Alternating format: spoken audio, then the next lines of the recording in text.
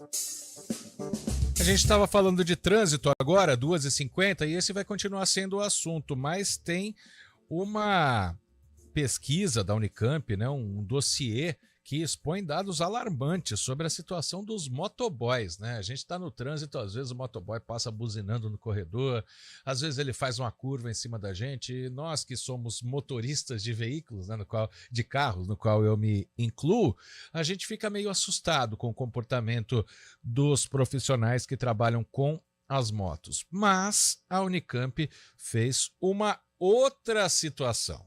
Foi ver as violações de direitos humanos no trabalho terceirizado ou uberizado, como é o nome da pesquisa. Nós estamos ao vivo com a professora Silvia Santiago, que é diretora executiva de Direitos Humanos da Unicamp. Professora, muito obrigado por nos atender aqui no Estúdio CBN.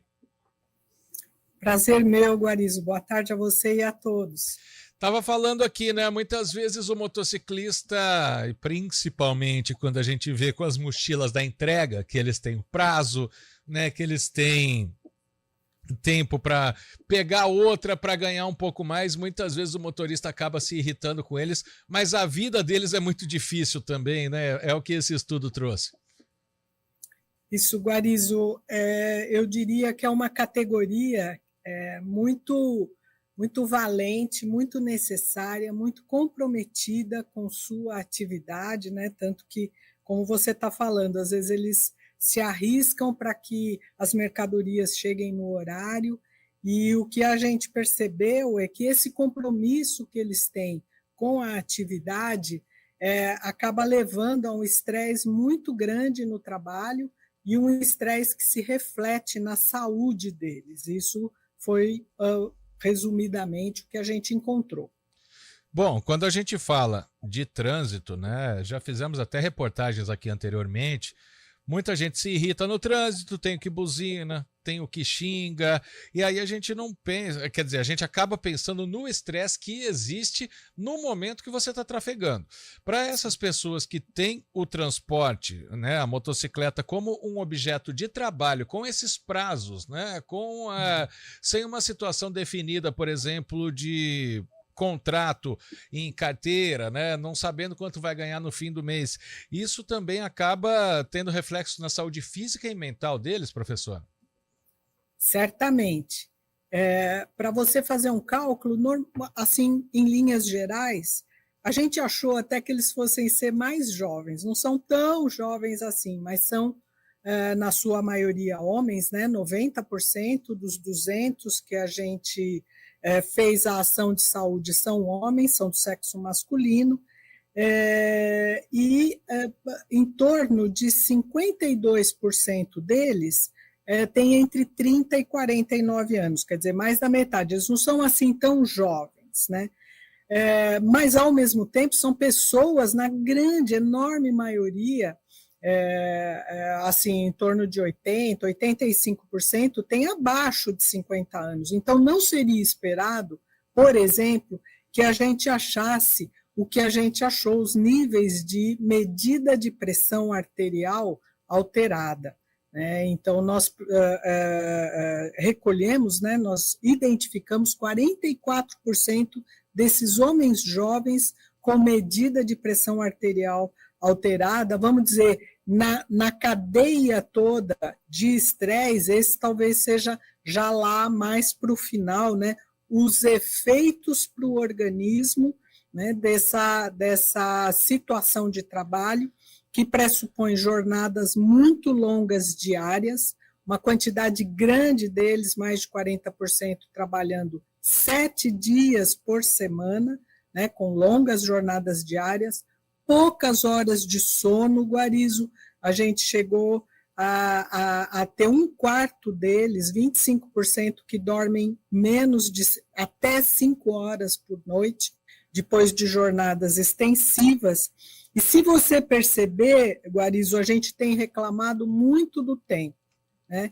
Que os dias estão muito quentes, que quando vem chuva, as chuvas são torrenciais, né? O que está acontecendo no Rio Grande do Sul, e esses são trabalhadores que, faça chuva, faça sol, ou faça um calor intensíssimo, eles estão nas ruas levando, né, as mercadorias que lhes são demandadas.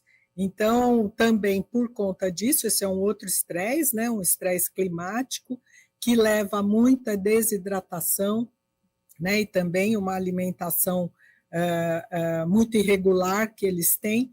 Quer dizer, caracteriza um panorama preocupante para a vida futura e já no dia a dia a quantidade de acidentes de trânsito que essa categoria sofre, né? Eu acho, desculpa, né?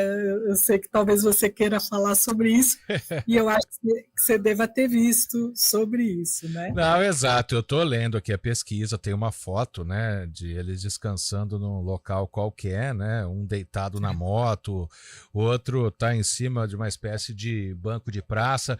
Mas é que eu queria levar o outro lado também, porque quem está nos ouvindo, e a gente sabe, né? A CBN, a Rádio de Notícias, tem muito ouvinte entre quem está dirigindo carros. Sim. E essa hora, eles estão nos ouvindo e muitas vezes foram cortados por um motociclista, por um motoboy, né? E a gente queria deixar claro isso. Não significa que eles são que eles não cumprem as leis de trânsito porque faz parte da profissão.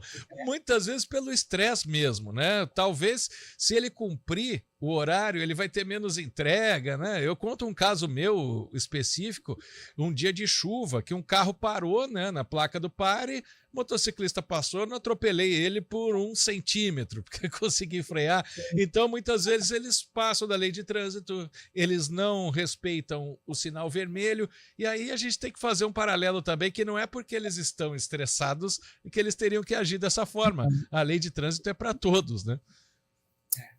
Acho que você fala de uma questão, né, e os ouvintes têm queixas, tudo, por uma questão muito justa, né? Tanto a gente não quer, vamos dizer, ser lesado, podemos nos envolver em acidentes graves, tudo, como também a gente não quer absolutamente ser motivo de um acidente de um motoboy, né? De um motofretista. Mas a questão que eu acho que está colocada para nós todos como sociedade é por que a gente tem que ter uma atividade laboral na qual as pessoas, né, em torno de 65% delas, já sofreram algum acidente. Então, talvez essa seja uma preocupação que a gente tenha que ter, além dessa que a gente não quer se envolver em acidentes. Mas será que a gente não pode ter uma regulamentação que pressuponha ganhos, né, de salário, ganhos, proventos, que sejam adequados, que sejam decentes, que permitam uma vida digna e que, ao mesmo tempo, não sejam causadores de acidentes? E eu aqui penso muito em função desses trabalhadores, porque 25% dos que já sofreram acidente chegaram a ficar mais de 6 meses afastados, Clarice, sem nenhuma seguridade, sem nenhuma seguridade social. É isso que a gente percebeu. Depois você pode ler a pesquisa com mais vagar. E você imagina, são famílias que esse é vamos dizer, o ganho, né, da família, é quem mantém a casa muito frequentemente, com vários filhos, esposa, às vezes um idoso que mora junto, e quando essa pessoa se acidenta, a família como um todo fica muito prejudicada, muito abalada. Exato. E qual seria a solução, né? Porque claro que a senhora está falando de regulamentar, mas a gente já viu, por exemplo, como é citado uberização, né, na pesquisa, e com tudo que eles sofrem, né, muitas vezes os motoristas de aplicativo, por exemplo, não quiseram ser regularizados, né? Tem uma briga muito grande, né? Isso resolveria para esses motoboys que têm a família para sustentar? Olha, o que eu vejo dessa regulamentação é o seguinte: não sou uma especialista, sou uma médica, né? Fiz a pesquisa, mas eu vejo que sempre o trabalhador é muito pouco consultado essa investigação que a gente fez, essa pesquisa, o seu intuito é municiar autoridades, os próprios trabalhadores, né, as empresas, de informações que permitam que a negociação se dê num outro nível, num nível de respeito à vida das pessoas, né? Pelo que me consta, essas empresas vão muito bem, e isso é ótimo, né? É o que a gente quer, que as empresas vão bem, mas não pode a empresa ir bem e o trabalhador estar muito desguarnecido. Então, essa pesquisa ela vem no sentido de oferecer informações, né, para os gestores.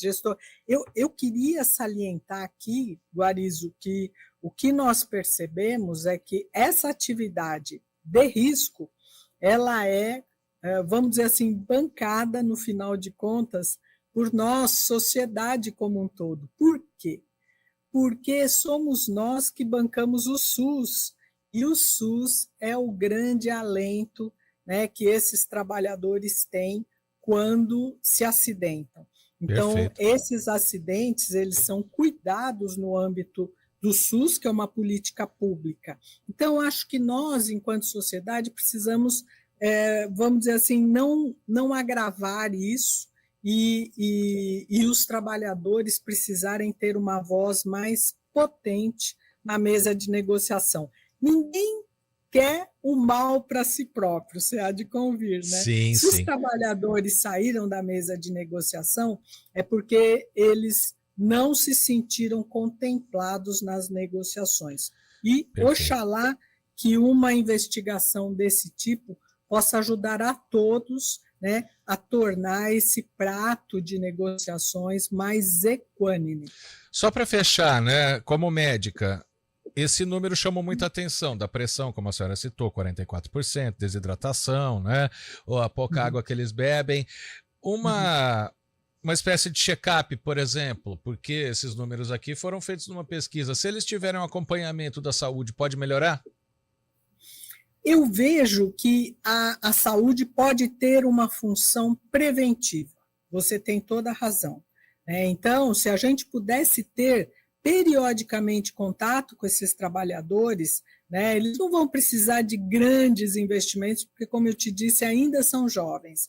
Mas, na medida que o tempo passar, Guarizo, certamente essas doenças aparecerão e eles serão usuários mais frequentes do SUS.